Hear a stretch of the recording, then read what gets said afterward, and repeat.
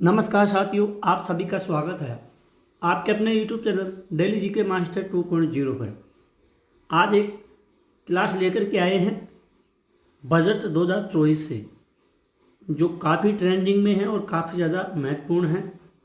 आप लोग वीडियो के अंत तक बने रहिए और हमारे साथ साथ सभी क्वेश्चनों को डिस्कस करते चलिए, क्योंकि ये बजट है जो वित्त मंत्री निर्मला सीतारमण हैं, इनके द्वारा और मोदी सरकार के द्वारा 3.0 के पहल केंद्रीय बजट पेश किया गया है। तो आप लोग वीडियो के अंत तक रहिए और साथ साथ में सभी क्वेश्चनों को सोल्व कीजिए। ट्रेंडिंग क्लास है, ट्रेंडिंग क्वेश्चन है, ट्रेंडिंग टॉपिक है और काफ़ी ज़्यादा इम्पोर्टेंट है। साथियों, आप सभी इसको लाइक, शेयर और सब्सक्राइब ज़रूर कीजिए। मैं फिर से बोल रहा हूँ, सपोर्ट बनाए रखें। आज के इस वीडियो से आपको कम से कम आपको 500 सब्सक्राइबर करने हैं, तभी आपकी बात बनेगी और हमारी बात बनेगी, क्योंकि ट्रेंडिंग टॉपिक है। एग्ज़ाम की दृष्टि से देखा जाए तो काफ़ी ज़्यादा महत्वपूर्ण है। तो इम्पोर्टेंट क्वेश्चन है, आइए शुरू करते हैं। बजट 2024 वित्त मंत्री निर्मला सीतारमण द्वारा मोदी सरकार 3.0 पहल केंद्रीय बजट द्वारा पेश किया गया है। ठीक है, ये मोदी सरकार के द्वारा और इसके जो मंत्री है, वित्त मंत्री है, जो भी है, इनके द्वारा ही है बजट पेश किया गया है 2024 का। इम्पोर्टेंट है, काफ़ी ज़्यादा ध्यान में रखिएगा और वीडियो के अंत तक रहना और नोट जरूर कर लीजिएगा। वित्त मंत्री निर्मला सीतारमण ने 23 जुलाई को लगातार 7वीं बार बजट पेश करने का रिकॉर्ड बनाया। 1 घंटे 23 मिनट के भाषण में वित्त मंत्री द्वारा पेश की गई केंद्रीय बजट 2024 का फोकस 4 जातियों पर है। इनमें गरीब, महिला, युवा और किसान प्रमुख है, जबकि बजट थीम रोजगार, स्किलिंग, MSME, मिडिल क्लास पर केंद्रित है। ठीक है, आपके समझ में आ गया होगा इसमें क्या लिखा हुआ है। आप पढ़ करके हम बता रहे हैं, आप समझिए हमारे साथ साथ। बजट में न्यू टैक्स रिजिम चुनने वालों के लिए अब 7.75 लाख तक की इनकम टैक्स फ्री हो गई है, यानी कि इन्हें 17.5 हज़ार रुपये का फ़ायदा हुआ है। ठीक है, ध्यान में रखना, इम्पोर्टेंट है ये। वित्त मंत्री ने नीतीश कुमार के बिहार को 58,900 करोड़ और चंद्रबाबू नायडू के आंध्र प्रदेश को 15,000 करोड़ पैकेज दिए। केंद्र में नीतीश की JDU के 12 और नायडू के TDP 16 सांसद है। अगला है, पहली नौकरी वाले जिनकी सैलरी 1 लाख रुपए से कम होगी, उन्हें सरकार अधिकतम 15,000 रुपये 3 किस्तों में देगी। केंद्र सरकार ने 500 टॉप कंपनियों में 1 करोड़ युवाओं को इंटर्नशिप देने की घोषणा की है। इस दौरान इंटर्न को 5,000 रुपये हर महीने स्टाइपेंड और 6,000 रुपये वन टाइम सपोर्ट दिया जाएगा। केंद्र सरकार ने MSMEs के लिए मुद्रा लोन की रकम 10 लाख रुपये से बढ़ाकर 20 लाख रुपये कर दी गई है।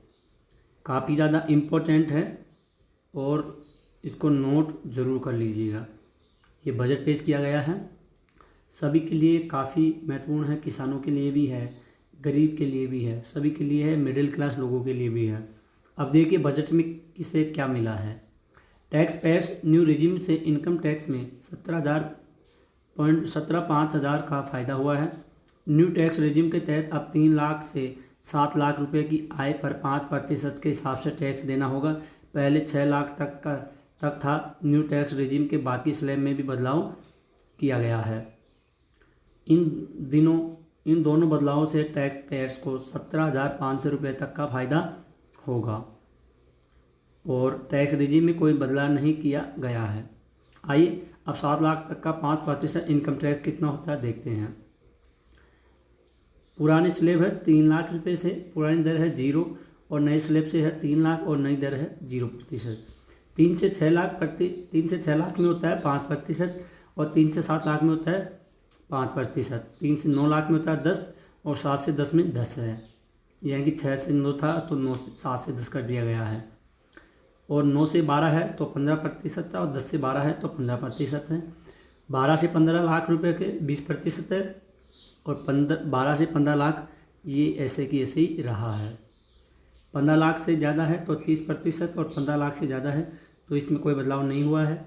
ये काफ़ी ज़्यादा इम्पोर्टेंट है सभी के लिए, नोट जरूर कर लीजिए और ध्यान में रखिएगा। शिक्षा, ट्रेनिंग, रोजगार, education loan, pad, internship, EPF में पैसा। शिक्षा के लिए 1.48 लाख रुपए करोड़ दिए गए हैं। पिछले बजट से यह 32% ज़्यादा है। नौकरियों और स्किल ट्रेनिंग से जुड़ी 6 स्कीम्स का ऐलान किया गया है। युवा कारोबारी मुद्रा लोन 10 लाख से बढ़ाकर 20 लाख किया गया है। मुद्रा योजना के तहत अपने बिजनेस शुरू करने वाले लोगों को कैटेगरी में लोन दिया जाता है, जबकि इनकी 3 कैटेगरी है: शिशु, किशोर, तरुण। तीसरी कैटेगरी में लोन की रकम दोगुनी कर दी गई है। एग्रीकल्चर, 3 राज्यों में नई किसान क्रेडिट कार्ड सम्मान निधि नहीं बढ़ेगी। एग्रीकल्चर और उससे जुड़े सेक्टरों के लिए 1.52 लाख रुपए दिए। पिछले साल 1.25 लाख करोड़ रुपए दिए गए थे, यानी इस बार किसानों के लिए 21.6% यानी 27,000 करोड़ रुपए बढ़ाया गया। 5 राज्यों में नए किसान क्रेडिट कार्ड जारी करने का भी ऐलान किया गया है। स्वास्थ्य और कैंसर की 3 दवाएं कस्टम ड्यूटी फ्री। आयुष्मान पर नया ऐलान नहीं है। सरकार ने जिन 9 प्राथमिकताओं का जिक्र किया उनमें हेल्थ शामिल नहीं है। बजट से आयुष्मान भारत योजना से जुड़े बड़ी ऐलानों का अनुमान था, लेकिन ऐसा नहीं हुआ है। सरकार ने कैंसर की 3 दवाओं पर कस्टम ड्यूटी 0 पर कर दी है, यानी इनके आयात पर टैक्स लगेगा नहीं लगेगा। इससे कैंसर का इलाज कुछ सस्ता हो सकता है। वित्त मंत्री ने नए मेडिकल कॉलेज हॉस्पिटल खोलने की बात कही, लेकिन इसके लिए फंड का एलोकेशन नहीं बताया है। डिफेंस बजट 400 करोड़ बढ़ा। ज़्यादातर बढ़ोतरी सैलरी पेंशन में है। सेना को खर्च के लिए 6,21,940 करोड़ रुपए मिले हैं, जो अंतरिम बजट से महज 400 करोड़ रुपए यानी कि 0.064% ज़्यादा है। इसमें हथियारों की खरीद और सैलरी पेंशन को मिलने वाले बजट 10 का 10 है। 400 करोड़ रुपए की बढ़ोतरी रक्षा मंत्रालय के हिस्से में गई है। लगातार तीसरे साल कैपिटल बजट यानी हथियारों की खरीद और सेना के मॉडर्नाइजेशन पर होने वाले खर्च में कटौती की गई। डिफेंस बजट का 67.7% हिस्सा रेवेन्यू और पेंशन बजट को मिला है, जिसका ज़्यादातर हिस्सा सैलरी पेंशन बांटने में खर्च होता है। साथियों, काफ़ी ज़्यादा महत्वपूर्ण है, आप लोग इनको ध्यान में जरूर रखिएगा। इंफ्रास्ट्रक्चर, सड़क, इंडस्ट्रियल एरिया और 5 राज्यों में इंफ्रा प्रोजेक्ट है। बजट में इंफ्रास्ट्रक्चर में डेवलपमेंट के लिए 11.11 लाख करोड़ रुपए का प्रावधान किया गया। इनमें सड़कें, औद्योगिक क्षेत्र, पूर्वोदय स्कीम के तहत बिहार, झारखंड, पश्चिम बंगाल, उड़ीसा, आंध्र प्रदेश के किए जाने वाले इंफ्रा प्रोजेक्ट शामिल है। ठीक है। बिहार को 58,900 और आंध्र प्रदेश को 15,000 करोड़। मोदी सरकार 3.0। बिहार के सीएम नीतीश कुमार को जेडीयू और आंध्र प्रदेश के सीएम चंद्रबाबू नायडू की टीडीपी के भरोसे केंद्र में सत्ता चल रही है। वित्त मंत्री ने बिहार में इंफ्रा और अन्य प्रोजेक्ट्स के लिए 58,900 करोड़ रुपए और आंध्र प्रदेश को नई राजधानी अमरावती के विकास के लिए 15,000 करोड़ रुपए की घोषणा की गई है। ये काफ़ी ज़्यादा इम्पोर्टेंट है, इसको ज़रूर नोट कर लेना। सस्ता महंगा मोबाइल फ़ोन, सोना चांदी सस्ते, प्लास्टिक का सामान महंगा। मोटे तौर पर 7 चीज़ों पर कस्टम ड्यूटी घटी है। दो की ड्यूटी बढ़ाई, जिसमें करीब 7 प्रोडक्ट सस्ते और 2 प्रोडक्ट महंगे हो गए हैं। मोबाइल फ़ोन, चार्जर और सोने चांदी के गहनों पर कस्टम ड्यूटी घटाकर 6% कर दी गई है। यही प्लास्टिक पर ड्यूटी बढ़ा दी गई है कि इससे प्लास्टिक प्रोडक्ट महंगे हो सकते हैं। हालांकि ये प्रोडक्ट कितने सस्ते होंगे या महंगे होंगे साफ नहीं है। चीन समर्थन, मालदीव की मदद घटी, श्रीलंका को ज़्यादा सहायता मिलेगी। विदेश मंत्रालय को 22,154 करोड़ रुपए दिए गए हैं। पिछले साल विदेश मंत्रालय को 29,121 करोड़ रुपए दिए गए थे।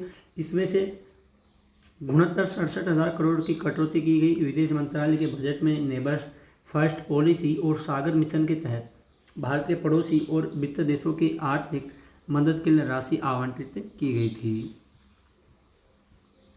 इसमें भूटान, अफगानिस्तान, बांग्लादेश, श्रीलंका, मालदीव समेत 10 देश शामिल हैं। सबसे ज़्यादा भूटान के लिए 2,068 करोड़ का पैकेज रखा है। यह पिछले साल से करीब 400 करोड़ कम है। बजट में सबसे ज़्यादा कटौती चीन समर्थक मालदीव के पैकेज में की गई। 2023 में मालदीव के आर्थिक मदद को 183 करोड़ से बढ़ाकर 770 करोड़ रुपये किया गया था। वही इस साल से 400 करोड़ कर दिया गया है। श्रीलंका और नेपाल के लिए बजट में बढ़ोतरी हुई। इसमें श्रीलंका की मदद 60 करोड़ से 4 गुना से ज़्यादा बढ़ाकर 245 करोड़ कर दी गई। वहीं नेपाल में चीन समर्थकों के केपी ओली की सरकार बनने के बावजूद देश के लिए आर्थिक मदद को 650 करोड़ से बढ़ाकर 700 करोड़ कर दिया गया है। बजट की बाकी घोषणाएं क्या क्या हैं, आइए इनको देखते हैं। आप लोग वीडियो के अंत तक जरूर रहिए। अगर आपको डीके सर की क्वालिटी कंटेंट वीडियो कुछ भी पसंद आया है तो प्लीज़ साथियों चैनल को सब्सक्राइब जरूर कीजिए। आप लोग इतने वीडियो देखते हो, एक वीडियो में 100, 150, 200 देखते हो, लेकिन एक भी 100, 200 में से कम 2 सब्सक्राइबर मिलते हैं। तो सभी सब्सक्राइबर कीजिए प्लीज़। पहला है पीएम आवास योजना। 1 करोड़ शहरी गरीबों के लिए 10 लाख करोड़ का इन्वेस्टमेंट की घोषणा की गई है। पीएम सूर्यघर मुफ्त बिजली योजना। 1 करोड़ घरों को हर महीने 300 यूनिट फ्री बिजली, ये भी घोषणा कर दी गई है। प्रधानमंत्री जनजातीय उन्नत ग्राम अभियान योजना। आदिवासियों के लिए 63,000 गांव कवर होंगे और 5 करोड़ लोगों को फायदा मिलेगा, ये भी घोषणा की गई है। आइए इंपॉर्टेंट क्वेश्चन है, इनको देख लेते हैं अब।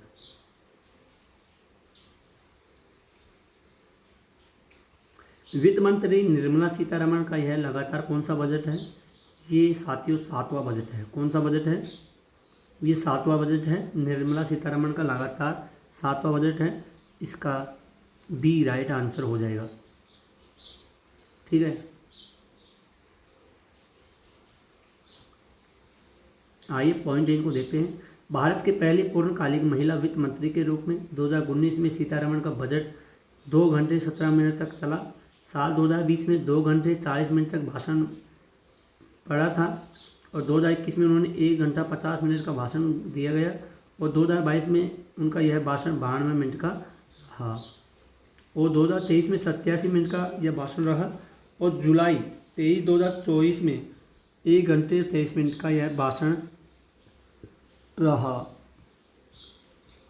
आइए अगला क्वेश्चन है, भारतीय संविधान के किस अनुच्छेद के तहत केंद्र सरकार संसद में बजट पेश करती है? तो केंद्र सरकार संसद में बजट पेश करती है अनुच्छेद 112 के तहत। अनुच्छेद 112 के तहत बजट पेश करती है। इसका बी राइट आंसर हो जाएगा। सारे क्वेश्चन इम्पोर्टेंट है, सभी क्वेश्चनों को आप लोग नोट जरूर कर लेना। आइए पॉइंट को देखते हैं। भारतीय संविधान के अनुच्छेद 112 में भारत के केंद्रीय बजट को वार्षिक वित्तीय विवरण के रूप में निर्दिष्ट किया गया, जो कि भारतीय गणराज्य का वार्षिक बजट होता है, जिसे प्रत्येक वर्ष फरवरी से पहले दिन भारत के वित्त मंत्री द्वारा संसद में पेश किया जाता है। अगला क्वेश्चन है, भारत में पहली बार कब बजट को पेश किया गया था? तो बजट को पेश किया गया था 7 अप्रैल। कब? 7 अप्रैल 1860 में बजट को पेश किया गया था पहली बार। ठीक है, इसका ए राइट आंसर हो जाएगा। भारत में पहली बार बजट 7 अप्रैल 1860 को पेश किया गया। उस समय देश ब्रिटिश शासन के अधीन था। स्कॉटिश अर्थशास्त्री ईस्ट इंडिया कंपनी के राजनेता जेम्स विल्सन ने देश का पहला बजट ब्रिटिश क्राउन के सामने पेश किया गया था। किसके द्वारा? जेम्स विल्सन के द्वारा। इनको ध्यान में रखना इम्पोर्टेंट है। ये क्वेश्चन है अगला, स्वतंत्र भारत का पहला बजट 1947 में किसके द्वारा पेश किया गया था? तो स्वतंत्र भारत का पहला बजट वर्ष 1947 में पेश किया गया था। आर.के. शनमुखम चेट्टी के द्वारा पेश किया गया था। ये है चित्र में आर.के. शनमुखम चेट्टी, तो 1947 में इनके द्वारा बजट पास किया गया था। इम्पोर्टेंट क्वेश्चन है काफ़ी ज़्यादा। स्वतंत्र भारत का पहला बजट 26 नवंबर 1947 में आर.के. शनमुखम चेट्टी द्वारा पेश किया गया। यह बजट 15 अगस्त 1947 से 31 मार्च 1948 तक 7.5 माह की अवधि के लिए था। ये इम्पोर्टेंट है, आप लोग इस इम्पोर्टेंट पॉइंट को ध्यान में रखना, काफ़ी ज़्यादा महत्वपूर्ण है ये पॉइंट। अगला क्वेश्चन है, अभी तक सबसे ज़्यादा 10 बार बजट किसने प्रस्तुत किया है? तो अभी तक सबसे ज़्यादा 10 बार बजट प्रस्तुत किया है मोरारजी देसाई के द्वारा। ये है मोरारजी देसाई, इनके द्वारा सबसे 10 बार बजट पेश किया गया है। इम्पोर्टेंट है, काफ़ी ज़्यादा ध्यान में रखना। सबसे ज़्यादा बजट पेश का रिकॉर्ड पूर्व प्रधानमंत्री मोरारजी देसाई के नाम पर दर्ज हुआ है। उन्होंने 1962 से 69 के बीच वित्त मंत्री रहते हुए सर्वाधिक 10 बार बजट पेश किया है। उन्होंने कुल 10 बजट पेश किए, जबकि पी चिदम्बरम ने 8 बार बजट पेश किए हैं। अगला क्वेश्चन है, बजट की शुरुआत कहाँ से हुई है? तो बजट की शुरुआत हुई है साथियों, कहाँ से हुई है? ये इंग्लैंड देश से बजट की शुरुआत हुई है। बजट की शुरुआत इंग्लैंड में हुई और वर्ष 1960 की शुरुआत में राजकोष के चांसलर ने प्रत्येक वित्तीय वर्ष के शुरू में संसद में राष्ट्रीय बजट पेश करना शुरू कर दिया था। 1760 से इनकी शुरुआत हुई है। अगला है, सबसे लंबे बजट भाषण का रिकॉर्ड किस मंत्री के द्वारा दिया गया है? तो ये है निर्मला सीतारमण के द्वारा सबसे लंबा भाषण दिया गया है। इसका सी राइट आंसर हो जाएगा। सबसे लंबे बजट भाषण का रिकॉर्ड मौजूदा वित्त मंत्री निर्मला सीतारमण के नाम है। उन्होंने 1 फरवरी 2020 को यूनियन बजट 2020 से 21 पेश करते हुए समय 2 घंटे 40 मिनट का लंबा बजट भाषण दिया गया है। सबसे लंबा बजट भाषण इन्हीं का है, निर्मला सीतारमण जी के द्वारा। सारे क्वेश्चन महत्वपूर्ण हैं, नोट करते चलिए। देश का सबसे छोटा बजट किसने पेश किया था? तो ये किया था हीरूभाई मुलजी भाई पटेल के द्वारा। देश का सबसे छोटा बजट पास किया गया था। ये है हीरूभाई मुलजी भाई पटेल, चित्र में देख लीजिए।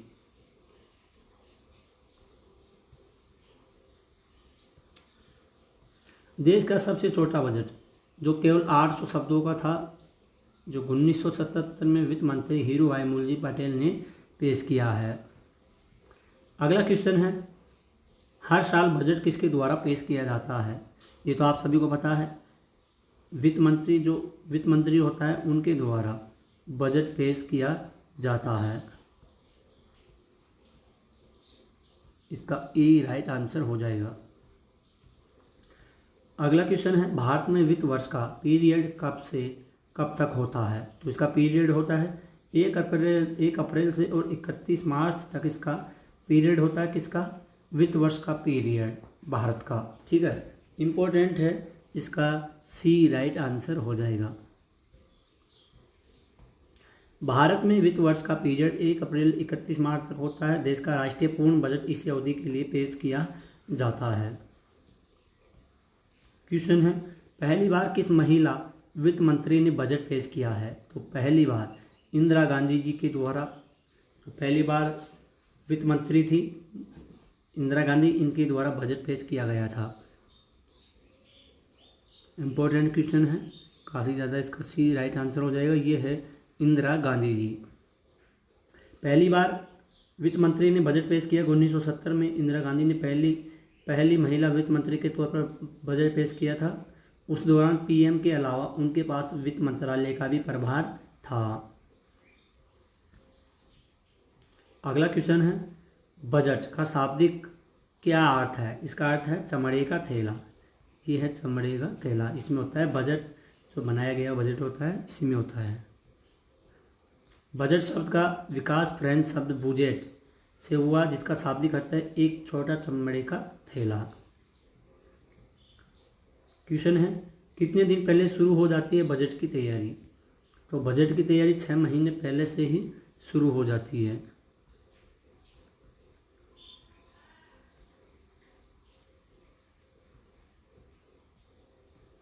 क्वेश्चन है, बजट बनाने की तैयारी करीब 6 महीने पहले यानी कि आमतौर पर सितंबर से ही शुरू हो जाती है। क्वेश्चन है, पहली बार देश में पेपरलेस बजट पेश किसने किया है? पेपरलेस बजट ये पेश किया गया है निर्मला सीतारमण जी के द्वारा। पेपर बजट पेश किया गया है, पेपरलेस।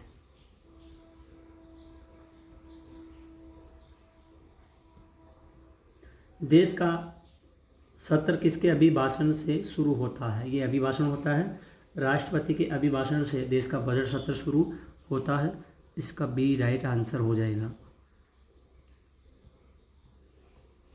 अप्रैल की किस तिथि से लागू होता है बजट?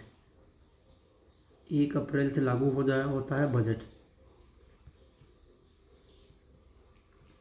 अगला क्वेश्चन है, 1 अप्रैल से लागू होता है बजट पेश होने के बाद इसे संसद के दोनों सदनों यानी कि लोकसभा और राज्यसभा से पास कराना ज़रूरी होता है। ठीक है, मतलब बजट पेश होता है तो लोकसभा और राज्यसभा दोनों सदनों से पास कराना ज़रूरी होता है, और दोनों सदनों से पास होने के बाद बजट आगामी वित्त वर्ष के पहले दिन यानी कि 1 अप्रैल से लागू हो जाता है। देश में मौजूदा वित्त वर्ष की अवधि 1 अप्रैल 31 मार्च तक ही होती है। केंद्र बजट से जुड़े कुछ रोचक तथ्य हैं। यदि वार्षिक संघीय बजट लोकसभा द्वारा पारित नहीं होता है तो प्रधानमंत्री अपने मंत्रिपरिषद का त्याग पत्र पेश करता है। अगला है, प्रारंभ में रेल बजट और आम बजट एक साथ ही प्रस्तुत किया जाता था, लेकिन अब 1921 में नियुक्त अकबर कमेटी की सिफारिशों के आधार पर 1924 में यह निर्णय लिया गया कि रेल बजट को आम बजट से अलग प्रस्तुत किया जाए, और 1925 में पहली बार रेल बजट को अलग से पेश किया गया, और तभी से रेल बजट को आम बजट से अलग प्रस्तुत किया जाने लगा। लेकिन 2017 में भाजपा सरकार ने रेल बजट को आम बजट के साथ पेश करने का निर्णय लिया, और 2017 के रेल बजट को आम बजट के साथ ही पेश किया गया। जवाहरलाल नेहरू ने वर्ष 1958 से 59 का बजट पेश किया, और बजट को पेश करते हुए उन्होंने घोषणा की थी कि अगले वर्ष से बजट 28 फरवरी के दिन ही पेश किया जाएगा। ठीक है,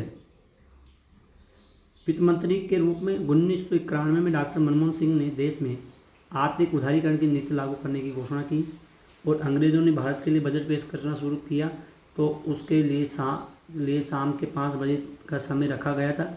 लेकिन 1999 में एनडीए की सरकार ने के वित्त मंत्री यशवंत सिन्हा ने बजट पेश करने का समय दिन के 11 बजे कर दिया गया था। 25 फरवरी 1992 में भारत में पहली बार रेल बजट, और 29 फरवरी 1992 को सामान्य बजट का टेलीविज़न पर प्रसारण शुरू हुआ था। इम्पोर्टेंट है सारे के सारे, इनको ध्यान रखना, ये काफ़ी ज़्यादा महत्वपूर्ण है, ये एग्जामों में पूछा जाएगा। साल 1955 तक बजट केवल अंग्रेजी में पेश किया जाता था, लेकिन जबकि इसके बाद से कांग्रेस सरकार ने बजट पेपर्स को हिंदी और अंग्रेजी दोनों में प्रिंट का फैसला किया है। टैक्स से प्राप्त राशि कहाँ होती है खर्च? तो इनकम टैक्स, जीएसटी या कहीं और से प्राप्त हुई राशि का खर्च भारत सरकार रक्षा, पुलिस, न्यायिक व्यवस्था, सार्वजनिक स्वास्थ्य और कल्याणकारी योजना, बुनियादी ढांचा जैसे आवश्यक खर्चों के लिए करती है। भारत सरकार नागरिकों के प्रति अपनी कई तरह की जिम्मेदारियों का निर्वहन करती है, जिनमें सरकारी अस्पतालों में इलाज, मामूला खर्चा या बिल्कुल मुफ्त शिक्षा, नगरपालिका, सरकारी स्कूलों में शिक्षा आदि में शामिल है। सरकारी रसोई गैस भी रियायती दरों पर उपलब्ध कराती है या उस पर सब्सिडी देती है। हालांकि टैक्स से प्राप्त होने वाली राशि का इस्तेमाल प्रमुख रूप से राष्ट्रीय सुरक्षा, बुनियादी ढांचा विकास पर किया जाता है। इसके अलावा आपके द्वारा चुकाए गए टैक्स से सरकार विभिन्न कल्याणकारी योजनाएं चलाती है, जिनमें रोजगार से जुड़ी योजनाएं भी शामिल होती हैं। विभिन्न सरकारी और प्रशासनिक विभागों ने लाखों कर्मचारी काम करते हैं, जिनका वेतन और अन्य खर्च सरकार आपके टैक्स पैसों से ही वहन करती है। इसके अलावा प्राप्तियों का एक बड़ा हिस्सा कर्ज का ब्याज चुकाने में भी जाता है। कमेंट योर आंसर, यानी कि इसका आंसर आप लोगों को कमेंट बॉक्स में इसका आंसर आपको देना है। तो बजट का शाब्दिक अर्थ क्या होता है? तो इसका आंसर आप लोग दीजिए, बजट का शाब्दिक अर्थ क्या होता है। तो साथियों, आज की क्लास यहीं पर ख़त्म होती है। आई होप अगर आपको अपने डीके सर की वीडियो क्वालिटी कंटेंट पसंद आई है तो प्लीज़ साथियों चैनल को सब्सक्राइब कीजिए और बेल आइकन को ऑन कीजिए। ये बजट से रिलेटेड टॉपिक था, इससे महत्वपूर्ण क्वेश्चन, महत्वपूर्ण पॉइंट है और ट्रेंडिंग टॉपिक है। इसको आप लोग ज़रूर ध्यान में रखना, लाइक शेयर करना और सब्सक्राइबर करना। कम से कम आज इस क्लास से आपके लिए 500 सब्सक्राइबर तो होने ही चाहिए, क्योंकि ट्रेंडिंग टॉपिक है, क्वेश्चन इंपॉर्टेंट है, पॉइंट भी है और काफ़ी ज़्यादा महत्वपूर्ण है। ये आपके सभी ऑल एग्ज़ामों के लिए काफ़ी ज़्यादा महत्वपूर्ण साबित होगी। चाहे एग्ज़ाम कोई सी भी हो, उनमें ये क्वेश्चन छपेगा, मैं गारंटी देता हूँ 100%। आने वाले एग्ज़ामों में इनसे इस टॉपिक से रिलेटेड क्वेश्चन हैं, ये एग्ज़ामों में पूछे जाएंगे। तो साथियों आज के लिए इतना ही, मिलते हैं एक और अगली न्यू क्लास में। तब तक के लिए धन्यवाद। जय हिंद, जय भारत।